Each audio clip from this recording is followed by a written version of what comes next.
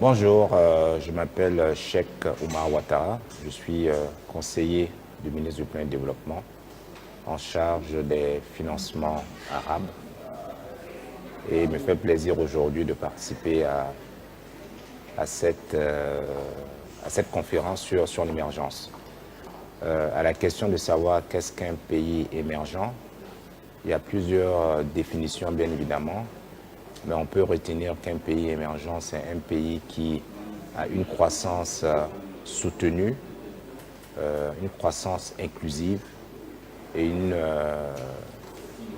et qui arrive à réduire de manière significative la pauvreté. C'est également un pays qui a des fondamentaux, notamment solides, qui lui permettent d'être résilient face à des chocs économiques.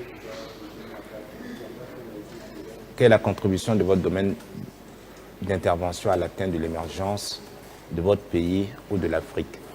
Mon domaine d'étude concerne notamment le financement de projets.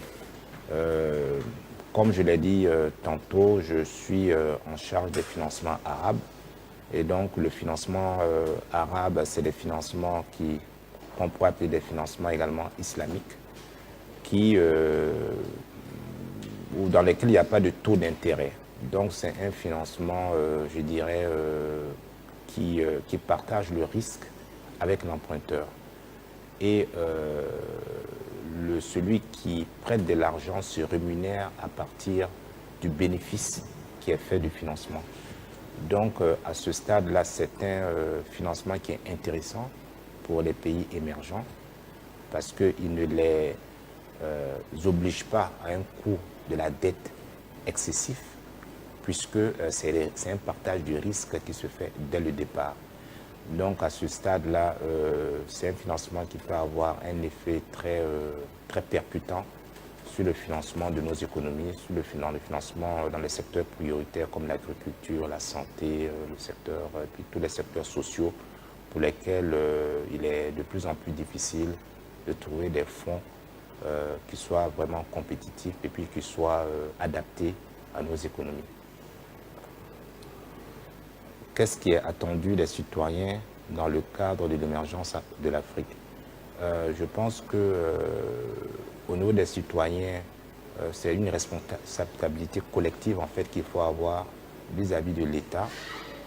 Il faut soutenir l'État et pour cela, il faut chercher à être d'abord un bon citoyen, un citoyen responsable, qui a le respect du bien public, un citoyen qui se donne une nouvelle dynamique, un nouvel horizon, qui a l'espoir à son pays. Et pour cela également, les responsabilités sont partagées. Il faudrait que nos États insistent énormément sur l'appropriation de la bonne gouvernance, non seulement au niveau des ministères, mais également au niveau de toutes les structures, que ce soit les structures sous tutelle, que ce soit les structures techniques. Il faudrait que la bonne gouvernance soit au rendez-vous. Et en fonction de cela, ce leadership-là qui est donné par le gouvernement peut être plus facilement suivi par les citoyens.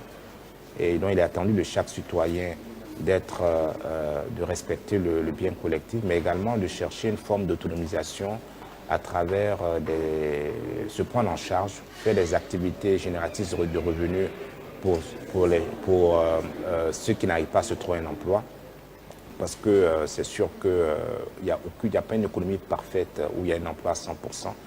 Donc notamment les jeunes doivent se prendre en main, ils doivent avoir confiance, ils doivent se donner une vision, un horizon pour pouvoir vraiment participer de manière significative au développement économique. Qu'est-ce que les internautes doivent retenir de mon intervention? Il revient aux internautes de juger, d'évaluer l'intervention que j'ai faite. J'espère qu'elle apportera permettra d'alimenter les échanges qui ont été faits avant moi et de donner un peu un aperçu de ce qu'on pourrait faire ensemble collectivement. Merci.